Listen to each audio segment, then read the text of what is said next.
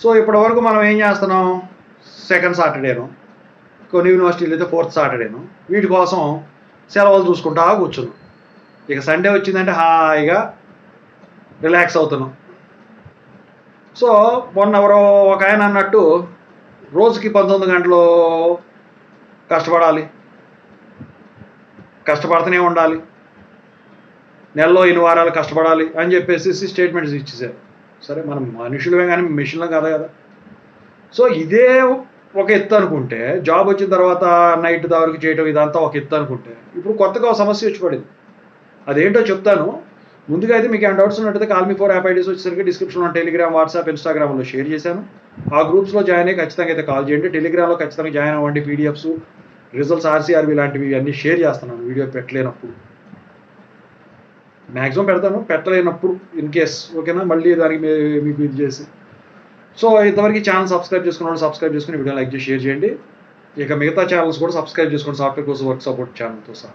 ఇక టాపిక్లో పెడితే ఏంటంటే, వారం అంతా చదువుతున్నాం, వారం అంతా జాబ్ చేస్తున్నాం. సాఫ్ట్వేర్ అయితే ఫ్రైడే వరకు చేస్తున్నాం. ఇక హార్డ్వేర్ అయితే షిఫ్ట్లు వైజ్ చేస్తున్నాం, ఒకరోజు సెలవు తీసుకొని, ఒకరోజు అంతే. అదైతే ఇప్పుడు వచ్చేసరికి ఏంటంటే, పైన ఉన్న వాళ్ళు ఏం చేద్దాం అనుకుంటున్నారు, సండే పబ్లిక్ హాలిడే తీసి పడదొప్పుదాం అనుకుంటున్నారు. ఇంకా జివో పాస్ కాల, దాని మీద చర్చించి ఆ సండే హాలిడే అనేది ఏదో ఉంటుందో విధానం తీసేయడం. దానికి 1,00,000 కారణాలు చెప్పారు. వెనక మా అప్పుడు లండన్ బ్రిటిష్ వాళ్ళు పెట్టిందని చెప్పేసి అది చెప్తున్నారు.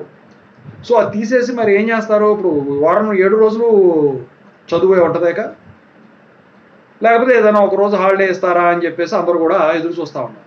అంటే సండే రీప్లేస్మెంట్ కింద ఏదో వేరే ఏమన్నా వర్కింగ్ డేని హాలిడే కింద డిక్లేర్ చేస్తారా. సో బూలిగే నక్క మీద తాటికే పడినట్టు ఉంటుంది అనమాట ఇప్పుడు వ్యవహారం. 7 రోజులు పనిచేయడం అనేది హైలీ ఇంపాసిబుల్. లేబర్ డే అసలు ఆదివారం లేబర్ హాలిడే అసలు. సో ఓవరాల్గా అయితే ఇది బ్యాడ్ న్యూస్ ఏనండి నిజంగా. ఓకేనా, జరగకుండా ఉండటమే దేవుడి దేవాల మంచిది అనుకోవాలి. ఓకేనా.